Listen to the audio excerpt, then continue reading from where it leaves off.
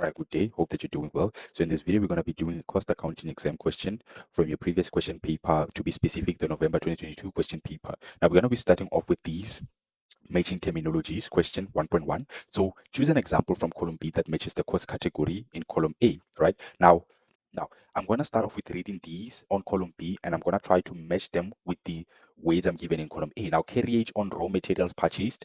Now, this fall under my direct material, right? So this would be my direct material, because remember, on direct material, you're going to add your purchases plus any additional costs such as carriage, input duties, and deliveries, right? So 1.1.2, it's A. Now, salary of a factory foreman. Salary of a factory foreman, it's an indirect cost relating to the factory. And remember, where do we recognize indirect costs relating to the factory? On your factory overheads account, right? So 1.1.4, it will be B. Now, okay, let me see. Rent expense for the office building. So expense for the office building, it will be under admin, right? Administration cost. So this would be C. So A, B, and C. Now I'm left with these two, right? Now, selling and distribution, commission paid to the sales staff, it will be the best description for your selling and distribution, right? Because workers in production, these are your direct labor cost, right? So this would be E. All right. Now, moving on to the next question, Weather Stitches. Now, Weather Stitches, owned by Annie Brown, manufactures bathroom towel sets. Annie buys fabric from a local supplier. Now, the information relates to the financial year end of 30 June 2022. Note that there were no work in progress stock balances. All right. So, meaning that our work in progress stock balances are zero. Now, we need to calculate the following costs relating to the financial year. Now, direct labor costs. Now, let me see information that I could use to calculate my direct labor, right? So here, information A, 6 workers were employed in production in 2021 and 2022. Now, each of them worked 1,840 hours normal time during the year at 40 rands per hour. Now, the overtime register reflects a combined total of 230 hours worked, right, at 1.6 times the normal rate, right? This is important. Now, production staff, okay, production staff received a production bonus of 8% on their normal time. Now, first, let me break this down. I'm going to first try to calculate their normal salary. Then after I'm done with calculating their normal salary here, I can see that, okay, there was overtime, right? So I'm going to calculate my overtime.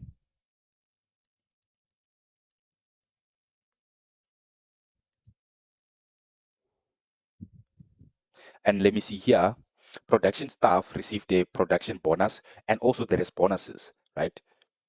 I can see that they also received a bonus. I'm going to calculate bonus afterward. Now, let me start with their normal salary. These people are 6. Now, each of them worked 1,840 hours, right? So this multiplied by 1,840. Now, during the year at 40 rands per hour. Now, per hour, they were earning 40 rands, all right? So this I'm going to multiply by 40. And I'm going to get the normal salary that we pay to our factory workers, right? So 6 multiplied by 1,840 multiplied by 40. This would be 441,600. All right, now let me move on to overtime. Now the overtime register reflects a combined total of 230 hours worked. So 230 hours they were worked, it's a combined, right? So not each and every person worked 230 hours. All of them combined, they work 230 hours, right? Now at 1.6 times the normal rate, right? So here I'm gonna multiply this by 40 multiplied by 1.6, and I'm gonna get the money that we paid for them with regards to the overtime. So let me go about doing that. And the overtime would be 14,720. Now, bonuses. Production staff receives the bonus of 8% on their normal time wages, right? So their normal time wages, remember, they amounted to 441,600. And now, if they received 8% bonus on this, I'm going to multiply this amount by 8%. Then I'm going to get the bonus that we paid to them. So this would be 35,328. And from there, I'm going to add all these amounts that we paid to them, and they're going to form part of my direct labor, right? So now here, might remember these calculations, try to do them on your answer sheet, right? So let me add all these amounts. I'm going to start off with the normal salary. So it's 441,600. Then moving on to my bonuses, 35,328.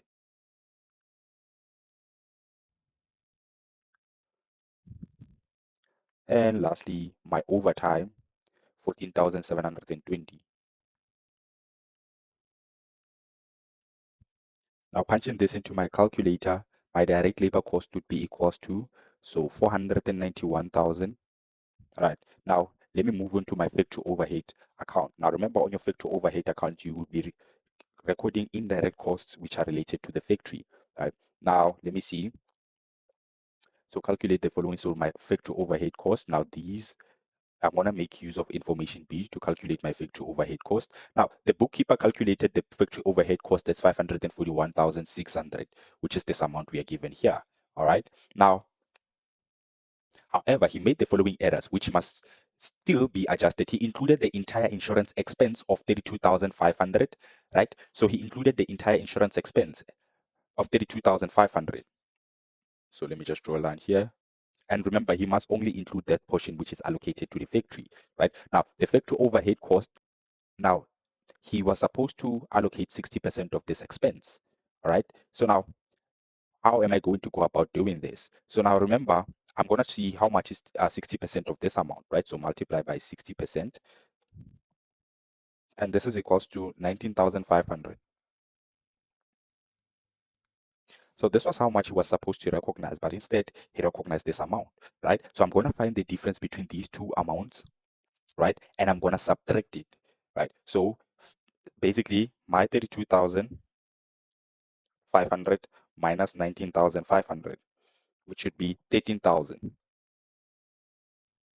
Now, because he overstated this amount by 13,000, I'm going to subtract the 13,000 on my factory overheads, right? So here, for insurance, I'm going to subtract 13,000. And I want you to note something, right? He recorded this 32,500. When we subtracting the 13,500, this would be equals to the correct amount which should be allocated to the factory, which is 19,500. Now, let us see the other mistake that he might have made. Now, he allocated 54,000 to the factory water and electricity using the ratio 3:2, right? So let me write down the ratio here. So first, let me try and erase here on the sides. Now, the ratio, it before it was 3:2, and this was for factory.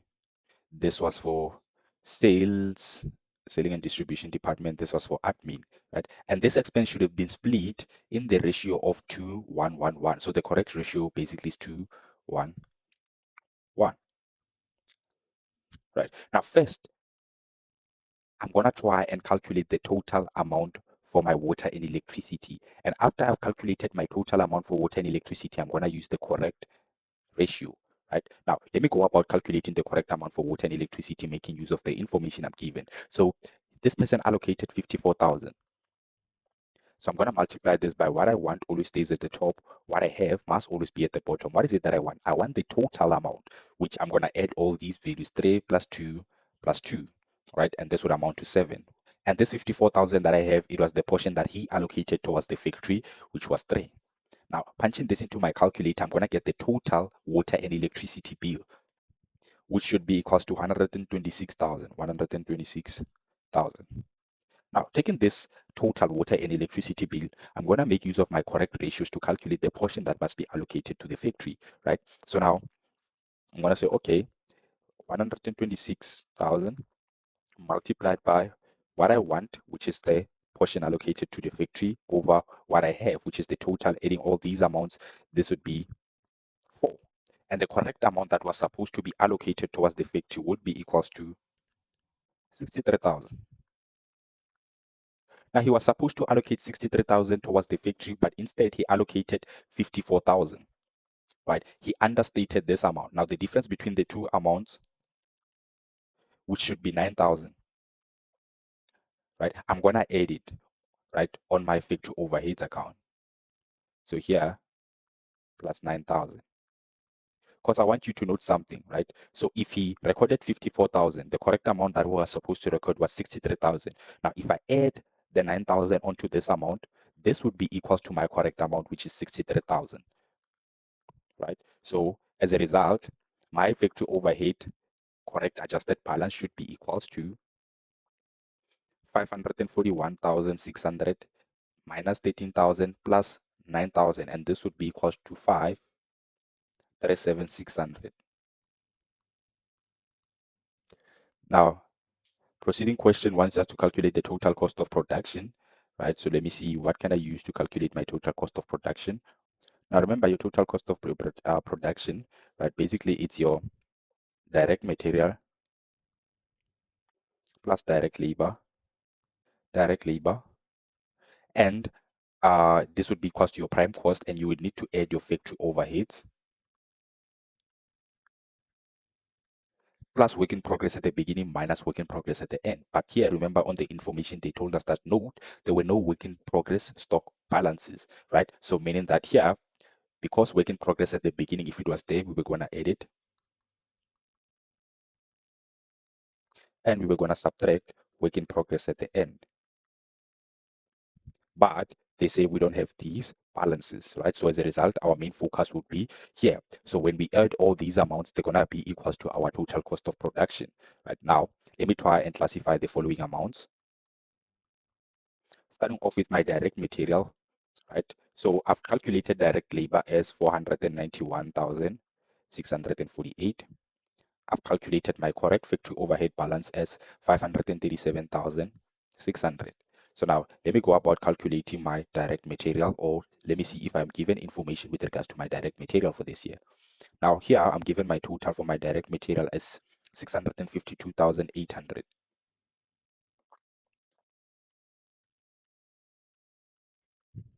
And now if I add all these amounts, they're going to be equals to my total cost of production, right? So now adding all these amounts, my total cost of production should be equals to 1,682,048. And this would be my correct total balance. Annie is concerned that fixed cost increased to 804,000. Explain why she should be concerned. Now, let me see something with regards to fixed cost, right? So here, last year, these were my fixed costs per unit, 151.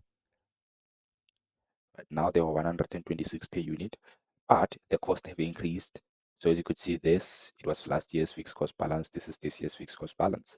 Now, remember, for your fixed cost to increase, remember fixed costs are normally fixed, right? But remember, the only thing that might make your fixed cost to increase is if you increase your production. What do I mean by that? For example, let's say now we are manufacturing bicycles, right? So now let's say the maximum we could be able to manufacture is 3,000 bicycles. Now, do you think, so basically we would be using square space, maybe the rent that we would be paying for the space that we use to manufacture those 3,000 bicycles maybe to be 4,000, depending on the square space, right? Now, if we increase the production to 6,000, do you think we would be able to produce those 6,000 in that capacity we were working on before? Obviously, we would need to increase the square space because now we are producing more, right? So basically an increase, right?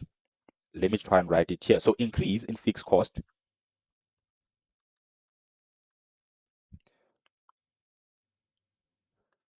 it's an indication that, and this would be my first point, that economies of scale was achieved. Obviously, when you produce more, you would need more space, right?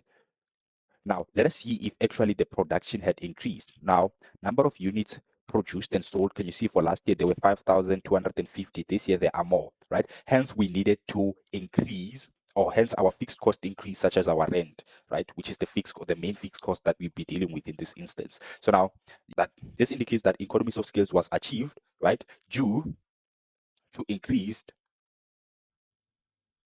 production.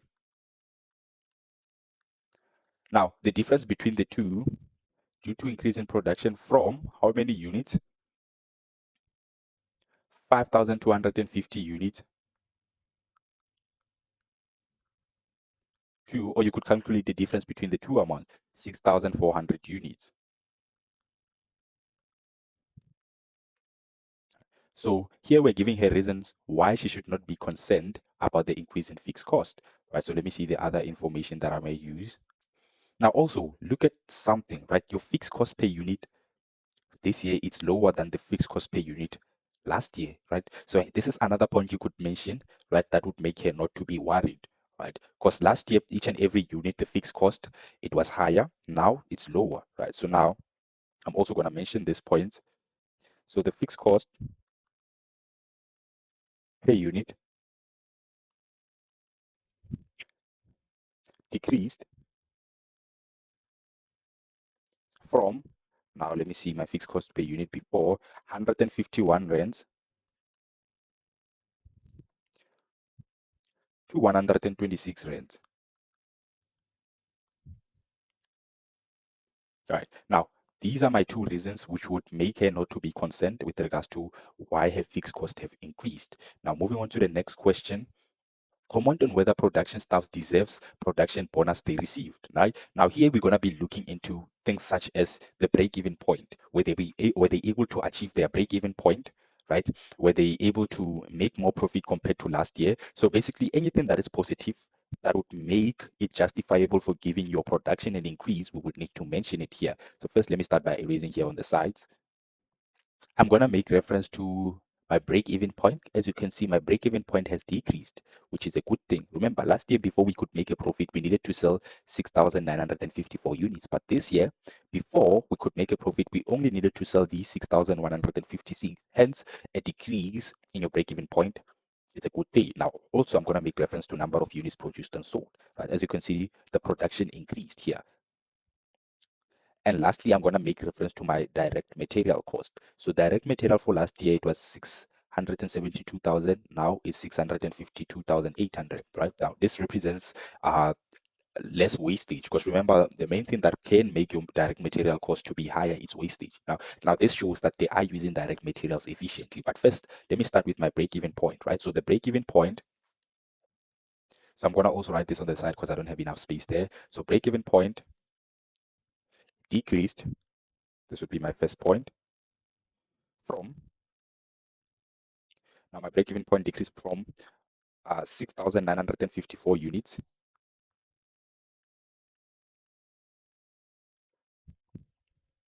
to 6,156 units.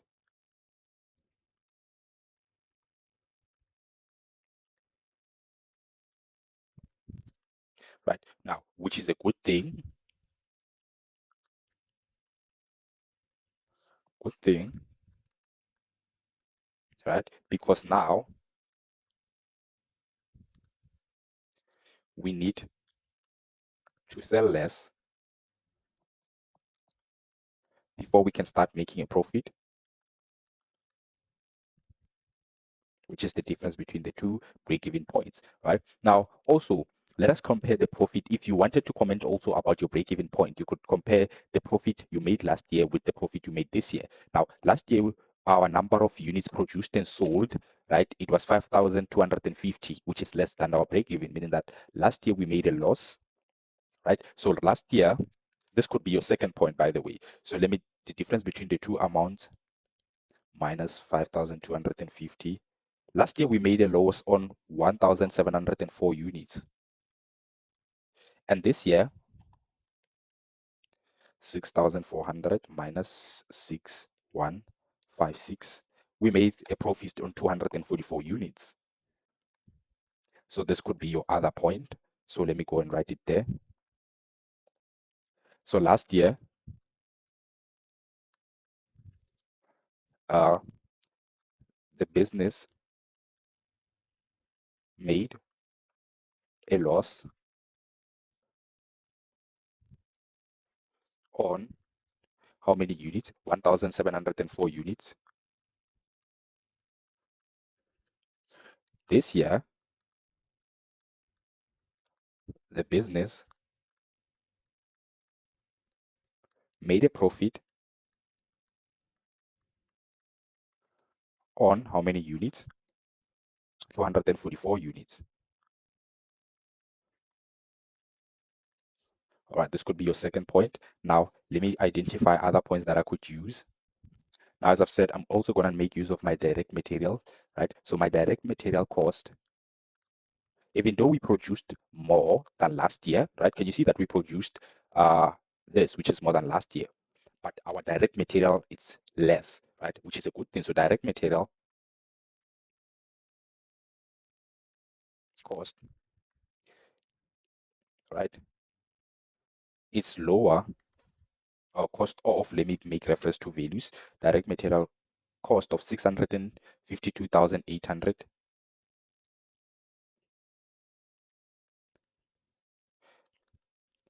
So 652 is lower than the direct material cost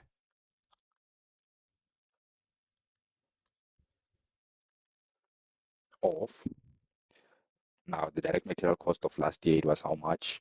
672,000. 672,000 from last year, right? Even though we produced more, right? Even though we produced how many units more than last year? So the difference between these two units. So last year we produced, this year we produced 6,400 units. Last year we produced 5,250 units. So even though we produced 1,150 units more than last year, more than last year. All right. Now let me identify if I could see maybe one last thing I could make use of. So I've compared the, also you could comment on the number of units produced and sold, right? You could say the production increased, right, by, right, so production increased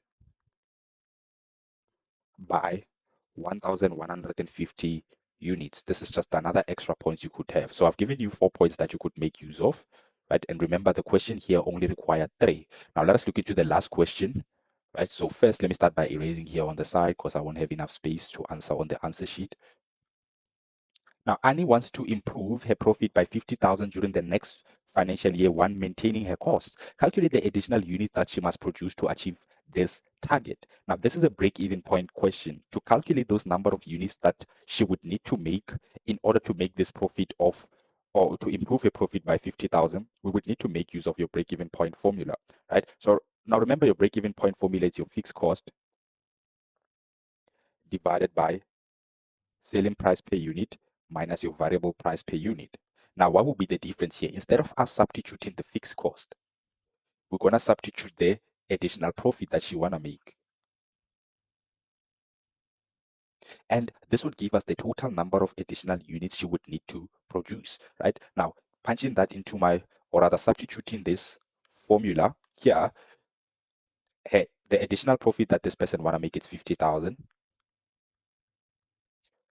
all divided by selling price per unit. Now, with my selling price per unit this year, it is 375 rands minus the variable price. Now, remember, they said she wants to maintain these costs, right? So she doesn't want them to increase. So the variable price is to still be 244. And now, if I punch this into my calculator, the additional units that she would need to produce, they would be equals to 382 units.